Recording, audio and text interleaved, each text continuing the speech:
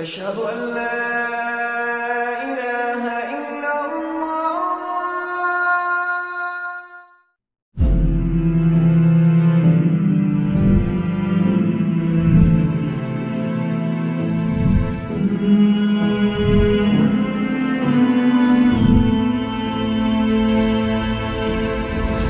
رب اشرح لي صدري ويسر لي أمري واحلل عقدة من لساني يفقهوا قولي فالحمد لله والصلاة والسلام على رسول الله وعلى آله وصحبه أجمعين أما بعد সবাইকে আসসালামু আলাইকুম ওয়া রাহমাতুল্লাহি ওয়া বারাকাতুহু। তো আমি ভাবছিলাম আপনাদের মাত্র 10% আজ উপস্থিত হবে, কিন্তু কোনোভাবে হয়তো আপনারা সবাই আবার চলে আসলেন।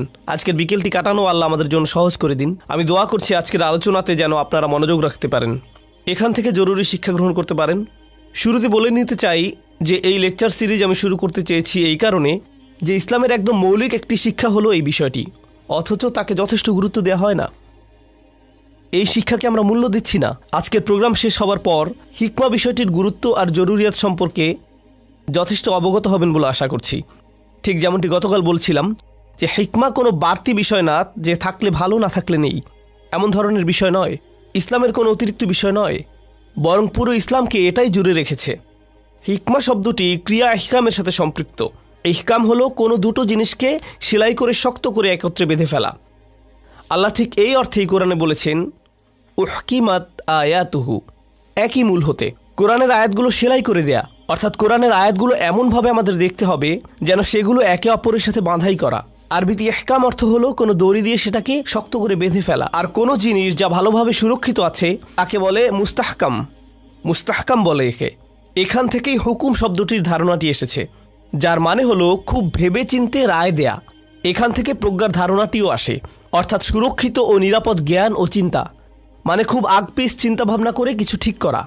এটা এমন কোনো অনুভূতি না যে মনে হলো আর করে ফেললাম। আমাদেরকে আজকাল যা বলা হয় সেটা পুরোই উল্টো। মনের কথা শোনো, নিজের অনুভূতিকে অনুসরণ করো, তোমার সত্যের সাথে যাও। কিন্তু এসি কাজ করছে কি করছে না সেটার সাথে তো তোমার সত্য ঘন্টায় ঘন্টায় বদলে যায়, সেটার কি হবে?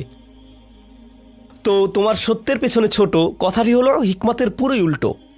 হিকমা মানে হলো আমি একটি সিদ্ধান্ত নিয়েছি, এখন অবস্থা সহজ হোক কি কঠিন আমি সিদ্ধান্ত অটল থাকব। যে কারণে আমি ভূমিকার কথাগুলো আবারও বলছি সেটা হলো, যদিও এটা নিয়ে এখানে বিস্তারিত আলোচনা করতে পারবো না, তবে আমার সূরাতুল জুমার লেকচারে সেটা পাবেন। বিষয়টি হলো হাজারো বছর আগে ইব্রাহিম আলাইহিস সালাম কাবা নির্মাণ করেছিলেন। কাবা নির্মাণ শেষে পুত্র ইসমাইলকে সাথে নিয়ে তিনি দোয়া করেছিলেন যেন লোকেরা এই ঘরের দিকে আসে, এখানে এসে ইবাদত করে, কারণ এই ঘর একমাত্র সত্য খোদা আল্লাহর ইবাদতের জন্যই নির্মিত হয়েছে। এরপর দোয়া করলেন যেন তার সন্তানদের মধ্য হতে, অর্থাৎ তার পুত্র ইসমাইলের ঔরস হতে যেন একজন রাসূল আসে। হে আল্লাহ, আমার সন্তানদের মধ্য হতে একজন রাসূল পাঠান ইসমাইলের ধারা থেকে। কারণ ইব্রাহিম আলাইহিস সালামের তো আরেকজন পুত্র ছিল ইসহাক, আর ইসহাক থেকে এসেছেন ইয়াকুব, ইয়াকুব থেকে ইউসুফ, এরপর আরও অনেক অনেক অনেক। অন্যদিকে ইব্রাহিম আলাইহিস সালামের বড় পুত্র ইসমাইল তিনি বলছেন, হে আল্লাহ, একজন রাসূল পাঠান আমার সন্তানদের মধ্য থেকে। সেই রাসূল কি করবেন? ইয়াতলু আলাইহিম আয়াতিকা, তাদের কাছে আপনার আয়াত পাঠ করবেন। ওয়া ইউআল্লিমুহুমুল কিতাবা ওয়াল হিকমা, আর তিনি তাদেরকে শেখাবেন কিতাব। আর কি শুনতে পেলেন আপনারা? আর হিকমা মানে প্রজ্ঞা। হাজার হাজার বছর আগে ইব্রাহিম আলাইহিস সালাম আল্লাহর এত এত পরীক্ষায় উত্তীর্ণ হবার পর, আল্লাহ তাকে এতগুলো পরীক্ষা নেবার পরে তাকে তিনি বললেন, আমি তোমাকে মানবজাতির উপর একজন ইমাম বানিয়ে দিচ্ছি, তোমাকে অগ্রদূত বানিয়ে দিচ্ছি। যে কোনো নবীর চাইতে তাকে আরও কঠিন পরীক্ষার সম্মুখীন হতে হয়েছিল। এরপর আল্লাহ তাকে কাবা নির্মাণ করার দায়িত্ব দিয়ে পুরস্কৃত করলেন। এরপর তিনি আল্লাহর কাছে দোয়া করলেন, ইয়া আল্লাহ, এই স্থানকে এমন বানান যেন সবাই আসতে পারে, এখানে বসবাসকারীদের নিরাপত্তা দিন, তাদেরকে রিজিক দিন। আল্লাহ বললেন, না, আমি এমনটা করব না। তোমাদের কিছু বংশধর ঈমান আনবে না, আমি তাদেরকে দেব না। তোমার খারাপ বংশধরদের জন্য কোনো নিশ্চয়তা দেব না। লা ইয়ানালু আহাদিজ জালিমিন। ইব্রাহিম আলাইহিস সালাম কত কিছু করলেন। এরপর যখন দোয়া করলেন, আল্লাহ তখন বললেন, তোমার দোয়া পুরোটা না, আংশিক গ্রহণ করলাম। এরপর ইব্রাহিম আলাইহিস সালাম আরেকটি দোয়া করলেন, ঠিক আছে, তার দোয়াতে অল্প একটু পরিবর্তন আনলেন। সেখানে হালকা পরিবর্তন আনতে আনতে দোয়ার সর্বশেষ ভার্সন হলো। এরপর আল্লাহ সেটা গ্রহণ করলেন। সেই গৃহীত দোয়াটি ছিল, ইয়া আল্লাহ, আমার সন্তানদের মধ্যে একজন রাসূল পাঠান, যে আপনার আয়াত পড়বে, তাদেরকে কিতাব আর হিকমা শেখাবে, আর তাদেরকে পবিত্র করবে। আল্লাহ সেই হাজার হাজার বছর আগে ইব্রাহিমের সেই দোয়া কবুল করলেন। যে অবশেষে একজন রাসূল আসবেন যিনি মানুষদেরকে কিতাব আর হিকমা শিক্ষা দেবেন। কারণটি দেখুন, যদি ইব্রাহিম আলাইহিস সালাম আমাদের কাছে গুরুত্বপূর্ণ হন তবে তার হিকমাও আমাদের কাছে গুরুত্বপূর্ণ হবার কথা। বুঝতে পারছেন? এই দিন কিতাব আর হিকমার দিন। সেই তখন থেকে এই দোয়া চলে আসছে। সেই দোয়া প্রতিফলিত হতে হতে আমাদের রাসূল সাল্লাল্লাহু আলাইহি সাল্লামের উপর এসে পড়েছে। অতএব আল্লাহ বলছেন, আল্লাহ মুমিনদের উপর অনুগ্রহ করলেন। লাকাদ মান্নাল্লাহু আলাল মুমিনিন ইয বাআসা ফীহিম রাসূলাম মিন আনফুসিহিম। যখন তিনি তাদের মধ্যে হতে একজন রাসূল পাঠালেন, ইয়াতলু আলাইহিম আয়াতিহি ওয়া ইউযাক্কিহিম ওয়া ইউআল্লিমুহুমুল কিতাবা ওয়াল হিকমা। যিনি তাদের কাছে তার আয়াত পড়েন, তাদেরকে পবিত্র করেন, অর্থাৎ কিতাব আর তাদের হিকমা শিক্ষা দেন।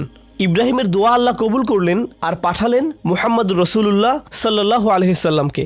ঠিক না? তো আমি এগুলো যে কারণে আপনাদের বলতে চাচ্ছিলাম তা হলো, নবীজি মূলত 4টি জিনিস করেন। ইয়াতলু আলাইহিম আয়াতিহি, আয়াত তেলাওয়াত করেন, ওয়া ইউযাক্কিহিম, তাদেরকে পবিত্র করেন, ওয়া ইউআল্লিমুহুমুল কিতাব, তাদেরকে কিতাব শিক্ষা দেন, ওয়াল হিকমা, তাদেরকে হিকমা শেখান। চতুর্থ বিষয়টি কি ছিল? হিকমা, প্রজ্ঞা। দেখে মনে হচ্ছে যেন হিকমাই বাকি সবগুলোকে এক বন্ধনে আবদ্ধ করে ফেলেছে। যেমন ধরুন, আপনি একের পর এক ইট বসাতে পারেন, কিন্তু সিমেন্ট না দিলে সেগুলো কিন্তু শক্ত হয়ে আটকাবে না। এই পুরো দিনকে যেই সিমেন্টের বন্ধন আবদ্ধ করেছে তা হলো হিকমা। হিকমাই সবকিছুকে একত্রে বাঁধছে। তাছাড়া এর অর্থই তো হলো যা কিছুকে বেঁধে ফেলে, সুরক্ষিত করে। আর তাই আমরা হিকমাকে মূল্য না দিলে দিনের অন্যান্য অংশগুলো খুলে খুলে পড়তে থাকে, আলাদা হয়ে যেতে থাকে। কিছু মানুষ তো থাকে যে এই ইট ধরে বসে থাকে, কেউ ওই ইট ধরে বসে থাকে, আবার কেউ আরেক ইট ধরে। বুঝতে পারছেন? এরপরে দিনের কি হয় বলুন তো? কিছু মানুষ শুধু আয়াত তেলাওয়াত করে, তারা শুধু আয়াত পড়ে যায়। দিন নিয়ে, ধর্ম নিয়ে তাদের আর কোনো সম্পর্কই নেই, শুধু পড়ে যাওয়া ছাড়া।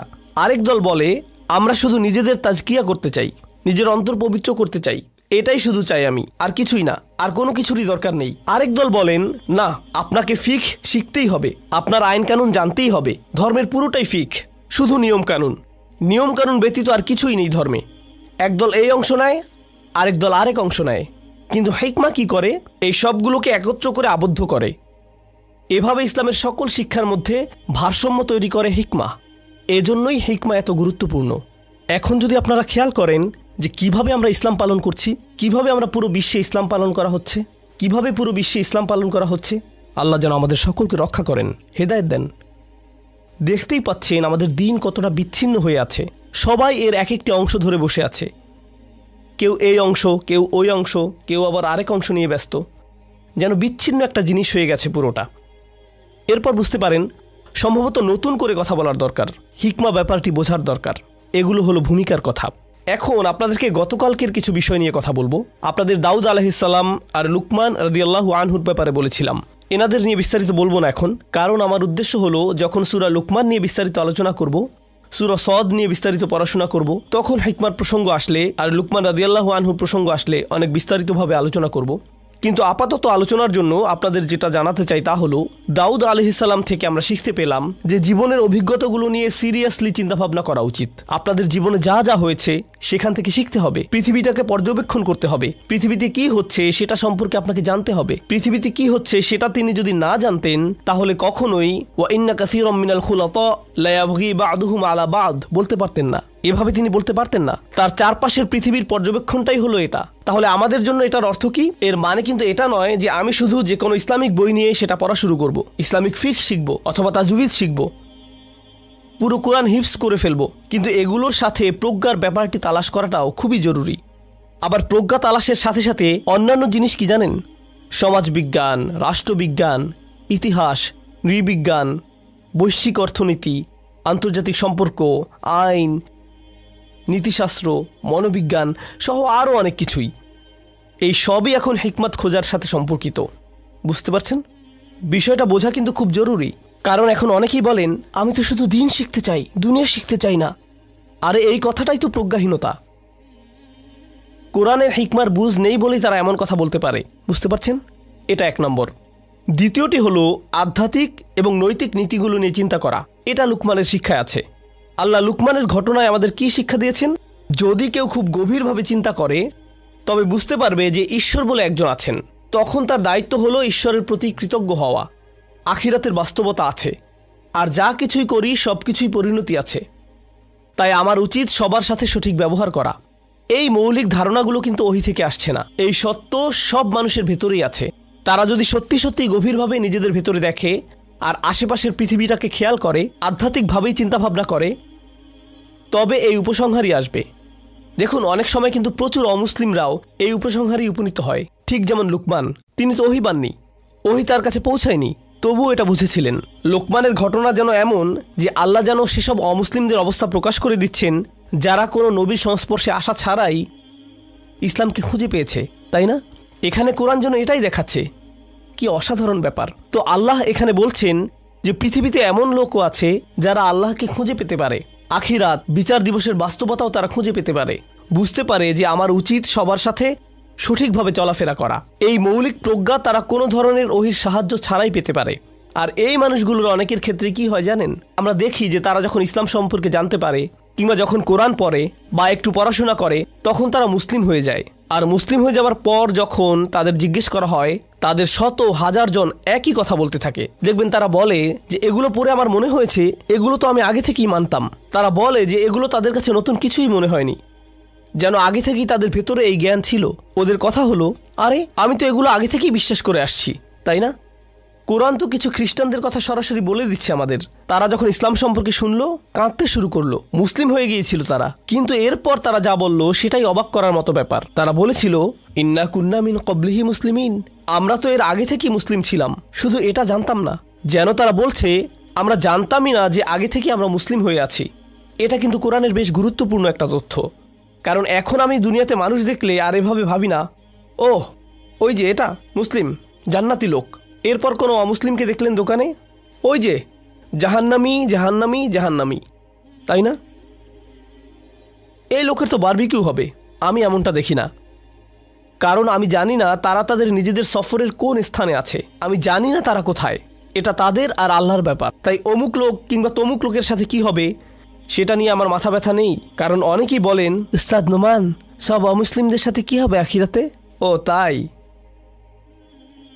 বিচার দিবসে আল্লাহ আপনার বিচার করার আগে কি করবেন আপনি?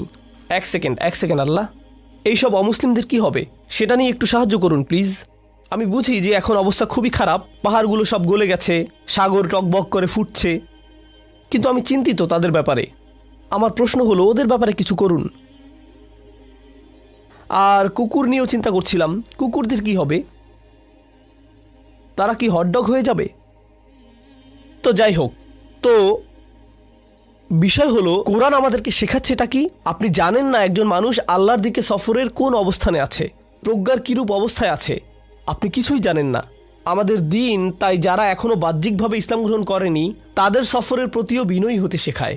আমরা তাদের চিনিই না, তবুও তাদের প্রতি বিনয়ী ব্যবহার করি, ভাবি যে আল্লাহ তাদেরও হিকমা দিতে পারেন, তারাও প্রজ্ঞা অর্জন করতে পারেন।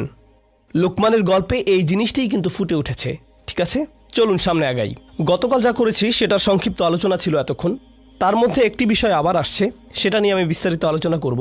পুরোটার জন্য আবারও ডক্টর সাকিব হুসাইনকে ধন্যবাদ জানাচ্ছি। সম্ভবত এখানে কোথাও দর্শকদের মধ্যে তিনিও আছেন।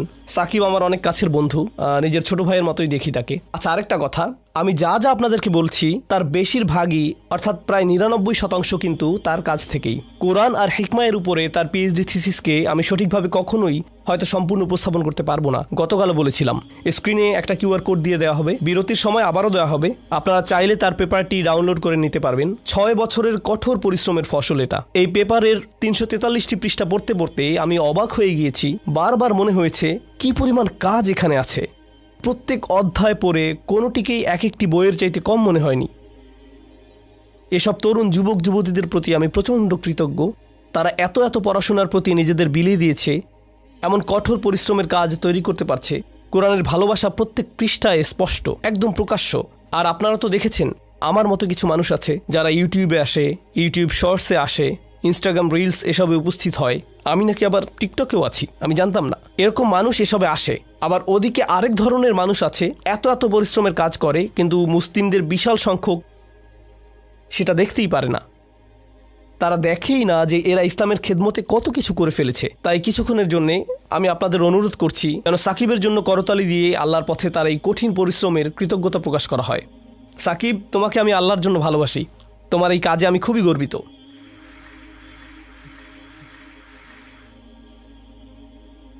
আচ্ছা, তো যাই হোক, ওকে, আপনি তালি বন্ধ করতে পারেন, দেরিতে চলে এসেছেন।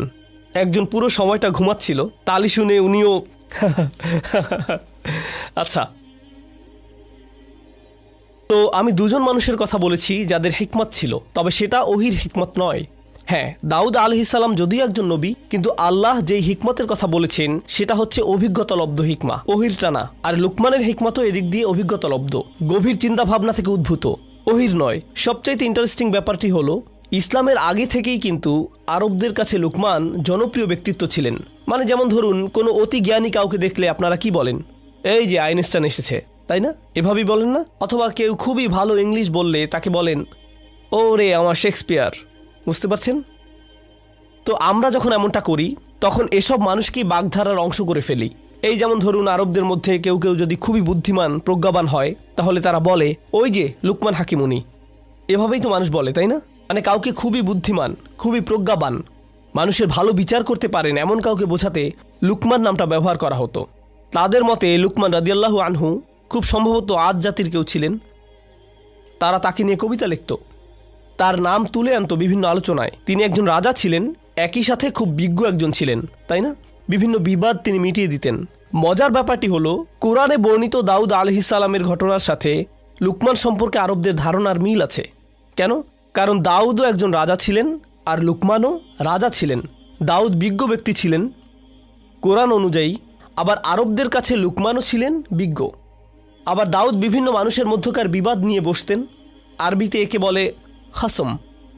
আবার আরব কবিতায় দেখবেন লুকমানও লোকদের বিবাদ মিটমাট করে দিতেন, মানুষের মধ্যে তিনি খসমের সাহায্যে ফয়সালা করে দিতেন। ইসলাম পূর্ব আরব কবিতায় এই একই শব্দ খাসম এসেছে। আরও দেখুন, কোরআনে দাউদ আলাইহিস সালামকে শক্তিশালী কথা দেয়া হয়েছে, ফাসলুল খিতাব। আবার ইসলামের আগে লুকমানকে বর্ণনা করা হতো ফাসলি কিতাবিহিল হাকিমা। লুকমান বক্তৃতার ক্ষেত্রে প্রচণ্ড শক্তিশালী, বাগ্যী ছিলেন। ঠিক একই শব্দগুলো কোরআনে কার ক্ষেত্রে এসেছে? দাউদ।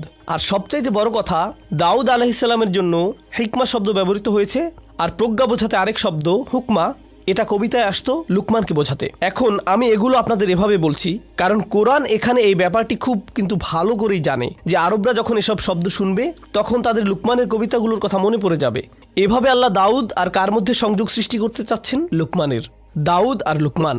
আরও অসাধারণ হলো, পরে যখন আল্লাহ লুকমানকে নিয়ে কোরআনের কথা বলবেন তখনও দাউদের সাথে একটা সম্পর্ক তৈরি করে দিবেন। তাহলে আল্লাহ এখানে কি করছেন? তিনি সাধারণভাবে আরবদের সংস্কৃতিকে, তাদের কবিতাকে, তাদের আর্টকে, তাদের গল্পকে স্বীকৃতি দিয়েছেন, সেটা ব্যবহার করেই তাদের সাথে যোগাযোগ করেছেন। আর এটা কিন্তু কোরআনের গুরুত্বপূর্ণ একটা হিকমা। কারো সাথে যোগাযোগ করতে চাইলে তার সংস্কৃতি সম্পর্কে কিছুটা জানা থাকতে হবে। কোনো জাতিকে ভালো করে কিছু বোঝাতে হলে তাদের ইতিহাস সম্পর্কে জানতে হবে, তাদের সম্পর্কেও কিছু জানা দরকার। যেমন ধরুন তাদের ভাষা কীরকম ইত্যাদি। আর ভাষা খুব সহজেই বদলে যায়, তাই না? যেমন ধরুন আমার ভাষা, মূলত ইংরেজি ভাষা যেটাকে বলে, সেটার সাথে আজকালকার তরুণদের ভাষার কোনো মিলই নেই, তাই না? যেন ভিন্ন ভিন্ন দুইটা ভাষা। আমি যখন হাই স্কুলে ছিলাম কেউ একজন বলল নো ক্যাপ, মানে সত্যি সত্যি। আমি না বুঝে বললাম স্কুলেতে ক্যাপ পরা মানা। মানে আমি কি করব সেটা বুঝতেই পারছিলাম না। মানে ভাষা বদলায়, ভঙ্গি বদলে যায় খুব তাড়াতাড়ি। তাই আপনি যদি আজকের তরুণদের সাথে কথা বলতে চান বা এই দল ওই দলের সাথে কথা বলতে চান, তবে তাদের কালচার সম্পর্কে জানতে হবে কিছুটা, তাদের প্রকাশভঙ্গির ব্যাপারটা বুঝতে হবে, তারা কিভাবে যোগাযোগ করে সেটা বুঝতে হবে, তাই না? এখানে কিন্তু কোরআন আমাদেরকে সূক্ষ্ম একটা হিকমা শিক্ষা দিচ্ছে।